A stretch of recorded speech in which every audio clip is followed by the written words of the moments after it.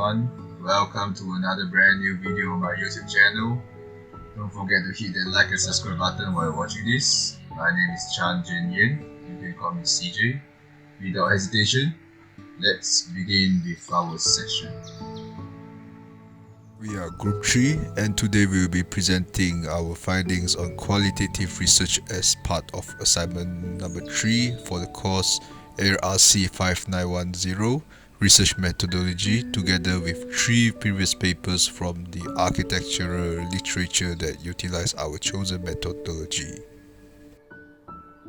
Group 3 consists of a dedicated team of architecture students, each bringing their unique perspectives to the presentation. Thanks to the guidance of our lecturer, Dr. Muhammad Zairul. Our team members include Muhammad Danish, Faiqah Suraiya, myself, and Ranjeev Singh.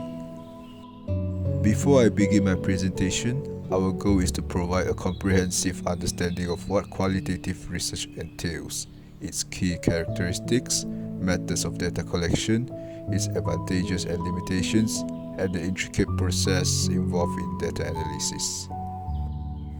First of all, qualitative research helps the architecture paradigm by creating spaces that are aesthetically pleasing and functional. The methodology emphasizes a deep understanding of human experience and employs contextual in-depth analysis, prioritizing how individuals perceive, interact with, and are emotionally affected by spaces. Embracing these principles as a future architect, I aim to integrate them into my design philosophy, focusing on creating architectural solutions that prioritize human experiences and societal benefits. We will discuss the differences between the 3 research methodologies: quantitative, qualitative, and mixed methods, before going into more detail about our group's chosen research methodology, which is qualitative research.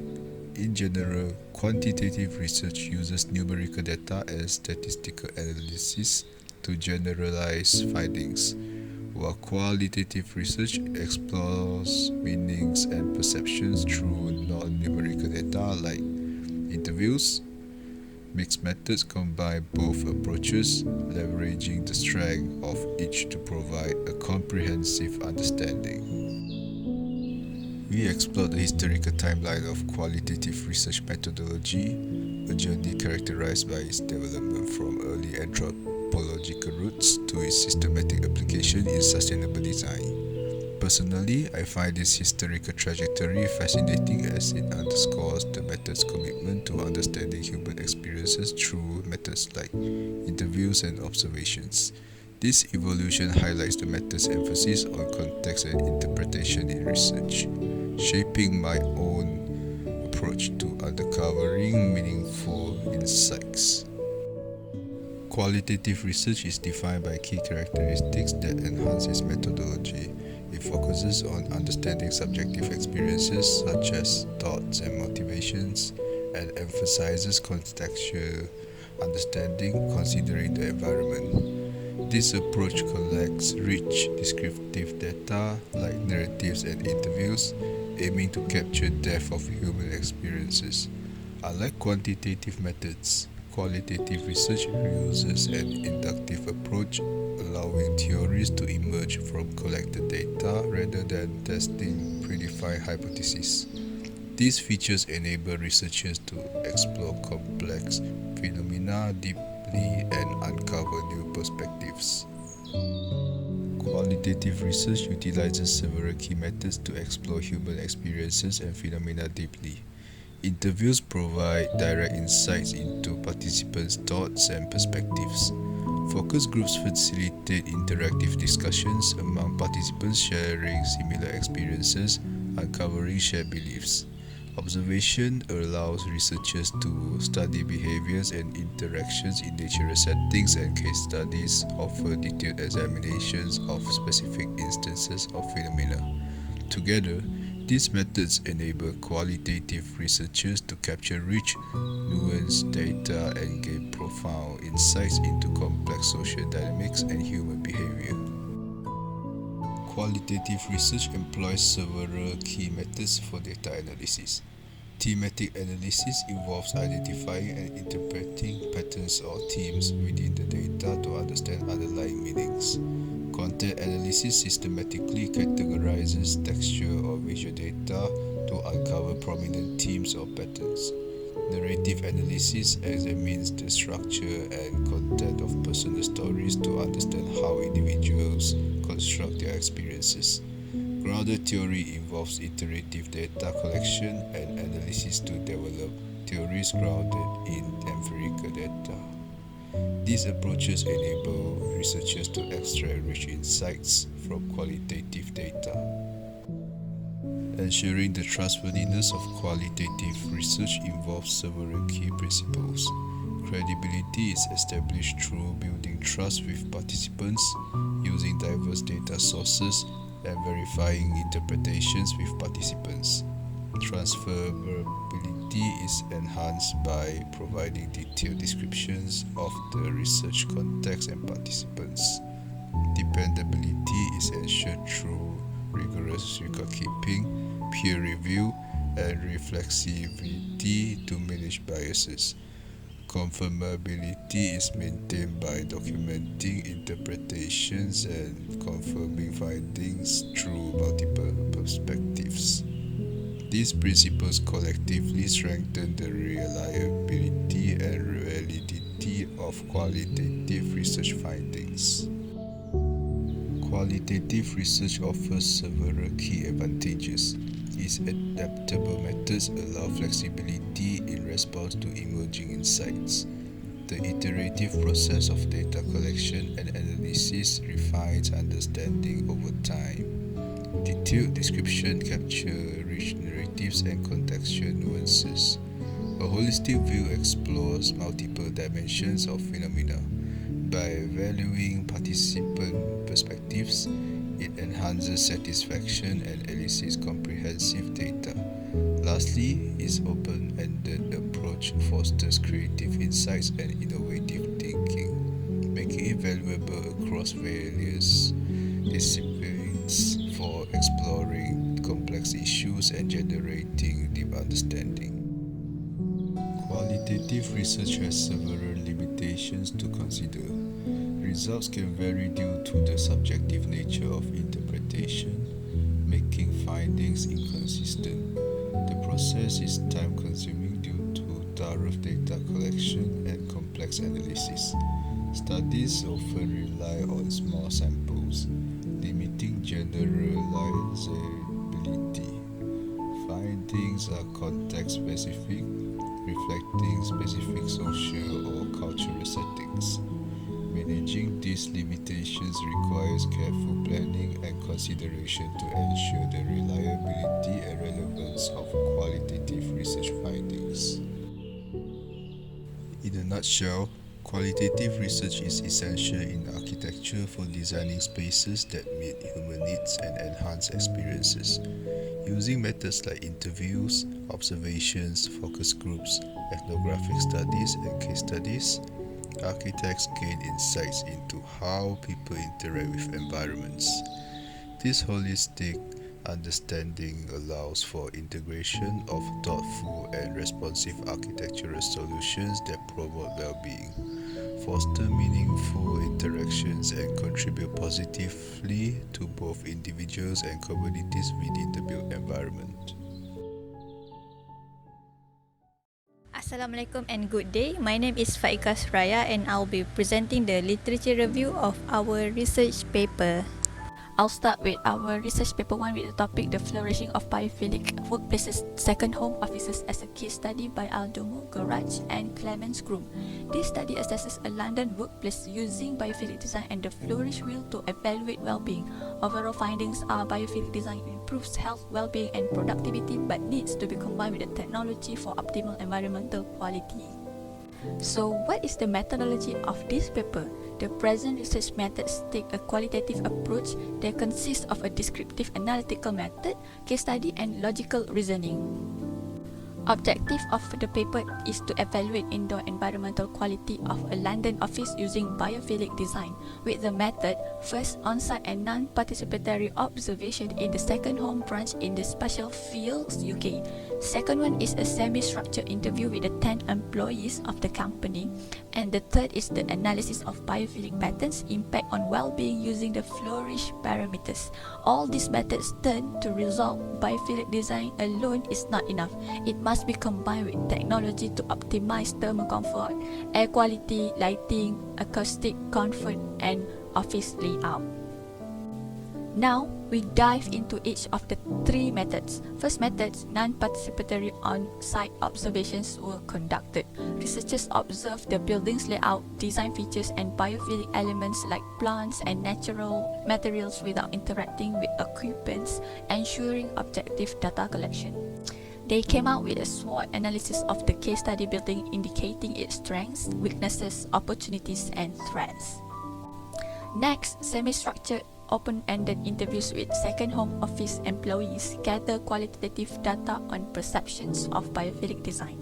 Flexible questions allow them to freely express their thoughts, providing deep insights into the impact on well-being and productivity. Can conclude from these aspects: first, positive health and well-being; second, open plan design and privacy; third, thermal comfort issues; fourth, acoustic comfort; fifth, productivity and performance. And all these aspects can be suggested for improvement for this building. Finally, researchers analyze data from observations and interviews to find relationships between biophilic design elements, occupants' perceptions, and environmental quality. They identify patterns showing how design features impact well-being and productivity, thus resulting to a SWOT analysis of biophilic design in the second home office. Now, a quick discussion on the findings of the paper. First, nature in the space; second, natural analogues; and third, nature of the space. For example, the second home office integrates plants, natural materials, and unique furnitures to enhance comfort and productivity.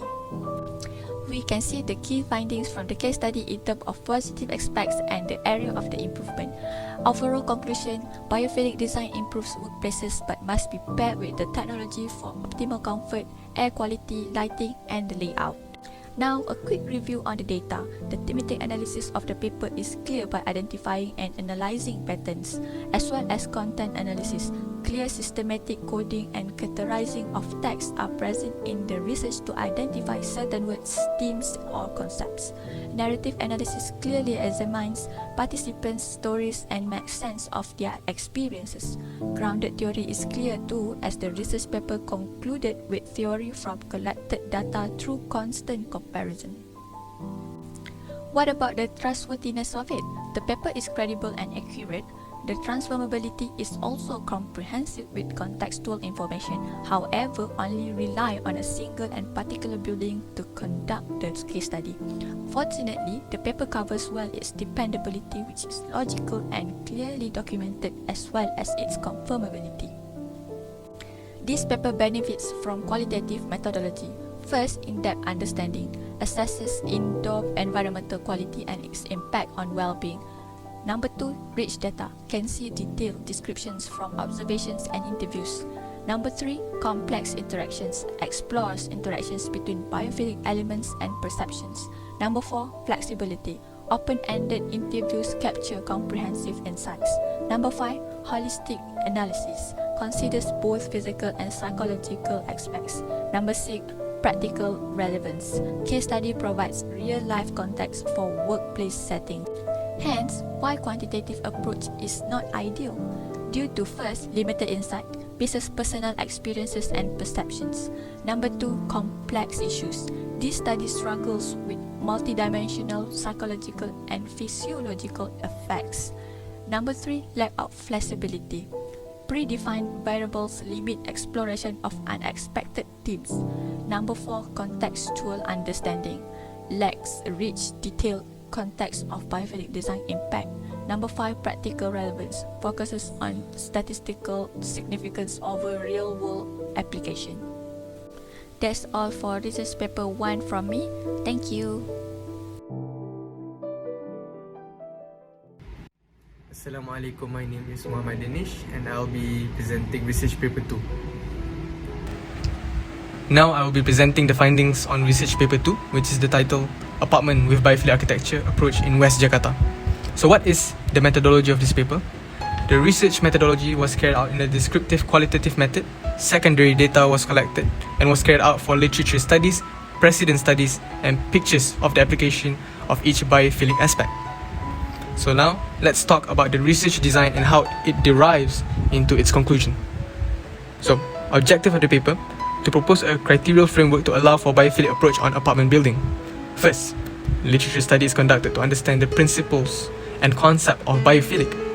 From the literature study, we now understand the principle of biomimicry, which then, second, 3 apartments that suits the criteria of biophilic are chosen for precedent case study in order to determine the common aspects of biophilic approach. So third, the second phase has allowed us to determine 10 main aspects of biophilic design. Then, application of images for each biophilic aspects are presented in order to fully analyze the position, location, spatial properties and implementation. By establishing the biophilic aspects, we now have formulated a guideline of criteria aspect when it comes to biophilic approach onto apartment building. So this is the research design framework. So now we dive into each of the 3 methods. Firstly, literature study, which allows us to understand the principle of biomimicry, which is that it is consists of the core principle, nature in the space, natural analog, and nature of space. So next, precedent study, whereby a precedent study was conducted to find out the aspects most often applied to biophilic apartments. 3 apartments building that have biophilic properties, which the apartments are Eden apartment, Bosco vertical apartment, and Waterfall apartment. Those 3 apartments help identify 10 biophilic aspects presented in the diagram, which will be further interpreted. So finally, visual interpretation. Precedent data was collected by looking for application images of each biophilic aspects. The images of each implementation were found by searching on 17 biophilic apartments and analyzed those images for inclusion in each aspect. So each image is analyzed with the attributes on each 10 biophilic aspects to find out the characteristics on how it is applied, place of application, and the spatial characteristics. So this few slides covers the discussion of the findings of the paper, which eventually the paper established a criteria framework for biomimicry design in apartments. Now a quick review on data. The thematic analysis of the paper is clear and identified and analyzing pattern, as well as content analysis. Clear schematic coding and categorizing of text are present in the research to identify certain words, themes, or concepts. So the grounded theory is clear too, as this research paper concluded with theory from collected data through constant comparison. However, for narrative analysis is not present, as the research paper does not examine any participant, but rather simply focusing on case studies and literature review. Now what about the trustworthiness of it? The paper is credible, however lacking of comprehensive perspective. The conformability is also behind due to high risk of research biasness. So fortunately, the paper covers well for comprehensive contextual information as well as dependability of it. So this paper benefits from qualitative as it requires a deep understanding of complex concept and principle which case study and literature reviews allow for. It is context specific, flexible in data collection as well as rich and descriptive. Hence why qualitative method wouldn't suit due to the complexity and subjectivity of the paper, lack of standardized metrics. The paper is case study focused and needed to be formulated guidelines which quantitative methods are not ideal for. So that's all for research paper 2. Thank you. Thanks Danish, and now let's go to research paper 3. Hi, this is Ranjeev, and for the third research paper, we are going to look at biomimicry for ecological sustainable design in architecture, a proposed methodological study by D.A. Al-Maghali from Egypt.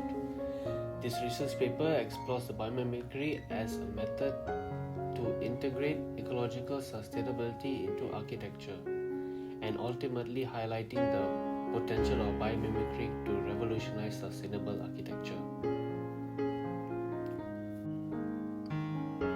The research methodology used for this research paper is a qualitative method, which includes literature review, precedent or case studies, and a series of visual interpretation, followed by an analysis that comes up with a conclusion. The objectives of this paper is to understand the natural process to reach a proposed methodological study which contributes to clarifying the three-dimensional relationship between biomimicry, ecological design solutions, and sustainability. The author begins the study by conducting a series of literature studies, followed by a series of case studies on historical use of biomimicry in architecture. And then she analyzes and interprets data by observing of how eco-solutions as a tool to achieve sustainable architecture. Applying biomimicry in architecture can be done in two approaches, which is the direct approach and the indirect approach. The direct approach involves mimicking natural strategies directly, while the indirect approach abstracts principles from nature's design. Abstract ideas and concepts from nature design is a more indirect approach, while the direct approach tends to be more physical. The author used three different types of case studies. One was a house in Sweden, the other was a high-rise building in Italy, and the third, a conceptual hydrogenous airship in China. The discussion of the case studies were done in three main criteria, which were the generalizing the main idea, the looking at the biomimicry design approaches taken by these three buildings, and the three ecological aspects from three of the buildings separately. She looked at the general outlook and nature of the product, methods and applications of biomimicry design in the buildings, and the benefits and outcome from the application of the biomimicry design. She then gathers data based on the three case studies in three-dimensional relationship in the previous case studies. She then gathers data on the effectiveness of these three different projects and see how these concepts apply in architecture and how they can be used in architecture elsewhere. Creating a sustainable built environment is not done by integrating just solar panels or different buildings, but humans need to be more in tune with nature and look at nature for inspiration. In order to achieve ecological sustainable design and create complete unit between the buildings, the user and the environment is the ultimate goal. For the data analysis review, the author did identify and analyze patterns in qualitative data by coding and interpreting emerging themes. A clear and systematic coding system was done to categorize the text in present of the research to identify certain words, themes, and concepts. However, this case study lacked narrative analysis and ground theory. When it comes to ensuring the trustworthiness of this project, the author did manage to find credible and accurate data. However, the research did not involve the participation of users or designers of the current projects to obtain a comprehensive point of view of the building. The study offers comprehensive contextual information on the three unique case studies, making it applicable to a wide range of applications and users, which makes it very transferable. The research process is logical and clearly documented. Detailed documentation of draft was collected and analyzed. However, there is a high risk of research biasness in the project due to the lack of involvement by other parties and other writers. A qualitative methodological research was useful for this paper as it managed to help gather rich descriptive data, look at different contextual and holistic analysis, and look at real-life context and practical relevance. However, this research paper does come with a few limitations. Among them are having limited insights into personal experience, inadequate or complex multi-dimensional issues, lack of flexibility, insufficient in contextual understanding, and focuses on statistical significance over practical relevance. This is where I believe that the researcher should have involved other members, especially users of the buildings or designers of the buildings, to get a different point of view of the projects, and this would have helped make this research a bit more rich in its data. It gets feedback from real life